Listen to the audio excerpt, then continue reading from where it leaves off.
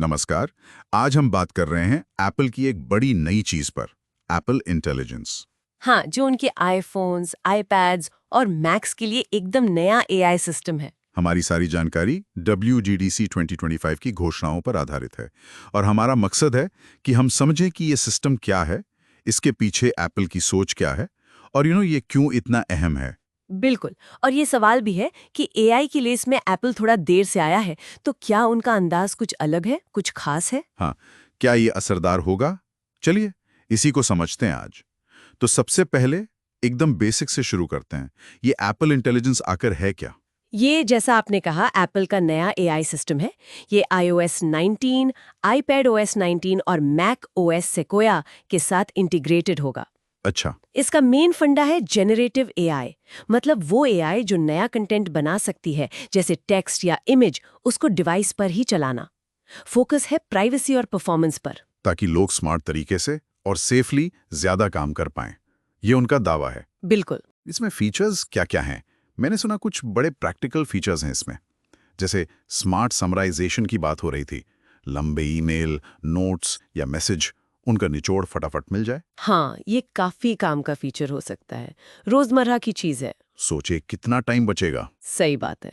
और यही एप्पल का अप्रोच लग रहा है, मतलब दिखावटी डेमो के बजाय असल जरूरत है। ईमेल है, लिखना है। हाँ। लिखने की बात आई तो राइटिंग टूल्स भी हैं।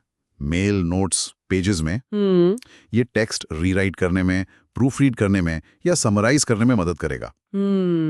आप चाहें तो ईमेल का टोन बदल सकते हैं, ज्यादा प्रोफेशनल या ज्यादा कैजुअल। अच्छा, ये इंटरेस्टिंग है। मतलब टोन एडजस्टमेंट भी। हाँ, पर क्या लगता है लोग सच में यूज करेंगे इसे ईमेल का टोन बदलने के लिए? ये अच्छा सवाल है। शायद शुरू में ना लगे, पर सोचिए, जब कोई फॉर्मल ईमेल लिखना हो या कोई खास सिचुएशन हो, शायद तब काम आए। हाँ, तब ये मददगार हो सकता है। और फिर वो प्रायोरिटी नोटिफिकेशंस भी हैं, जरूरी अलर्ट्स ऊपर दिखेंगे। अच्छा, ताकि फालतू नोटिफिकेशन में ध्यान न भटके। बिल्कुल। और वो इमोजी वाला क्या था, जेनमोजी, खुद के इमोजी बनाना? हाँ, जेनमोजी। ये तो मजेदार लग रहा है। आप टेक्स्ट प्रॉम्प्ट से अपने इमोजी बना सकते हैं। और इमेज प्लेग्राउंड से AI इमेज भी। और सबसे खास बात यह है कि ये काफी कुछ डिवाइस पर ही होगा। वहीं पर प्राइवेसी वाला एंगल आ जाता है ना। एग्जैक्टली। जब प्रोसेसिंग डिवाइस पर होती है तो डेटा बाहर नहीं जाता। ये एप्पल का मेन सेलिंग पॉइंट लग रहा है। ठीक है, ये तो नए फीचर्स हो गए, लेकिन सिरी का क्या? वो तो इतने सालों से है, उसमें कुछ बदला? हाँ, सिरी को भी अपग्रेड मिला है।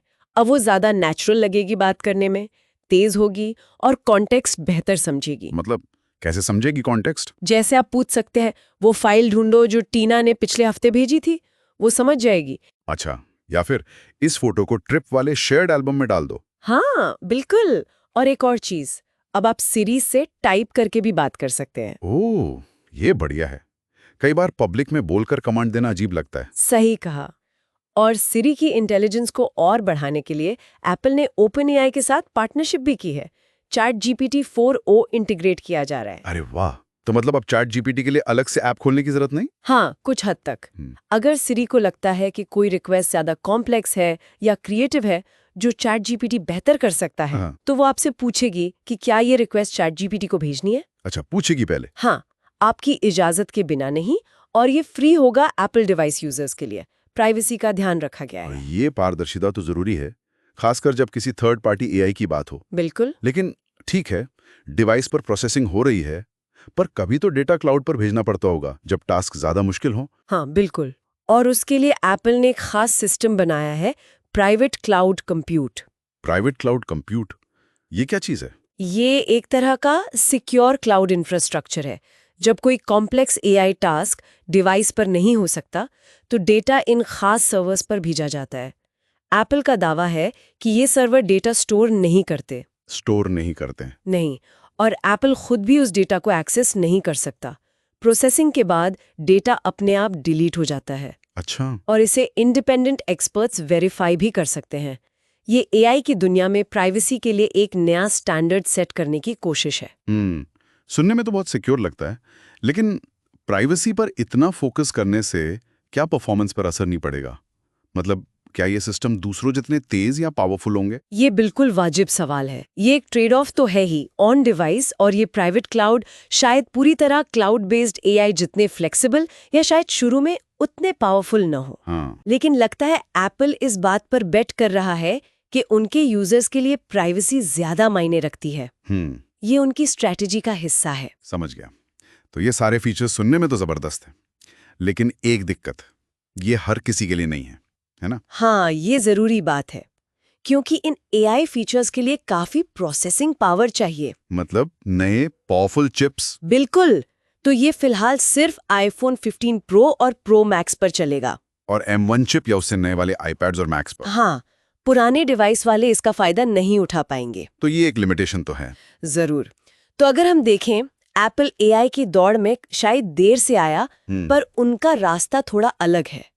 वो सिर्फ फीचर्स की गिनती बढ़ाने के बजाय इसे अपने इकोसिस्टम में गहराई से इंटीग्रेट कर रहे हैं और प्राइवेसी को सबसे आगे रख रहे हैं। यही बात शायद इसे दूसरों से अलग बनाती है। बिल्कुल, यही शायद इसकी कामयाबी का राज भी हो सकता है। तो कुल मिलाकर कहें तो एप्पल इंटेलिजेंस रोजमर्रा के डिजिटल काम को आसान, स्मूथ और ज्यादा निजी बनाने की एक कोशिश है। और इसमें सुरक्षा और प्राइवेसी सिर्फ कहने की बातें नहीं, बल्कि डिजाइन का हिस्सा लगती हैं। हाँ बिल्कुल, और ये हमें एक बड़े सवाल पर लाकर खड़ा करता है। क्या? कि जैसे जैसे एआई और ज्यादा ताकतवर होती जाएगी, क्या ये संतुलन, मतलब पर्सनल प्राइवेसी और एआई की बढ़ती क्षमताओं के बीच का संतुलन, क्या ये वाकई बना रह पाएगा? भविष्य में डेटा सिक्योरिटी का मतलब क्या होगा, ये सोचने वाली बात है। क्या एप्पल का ये मॉडल आगे भी चल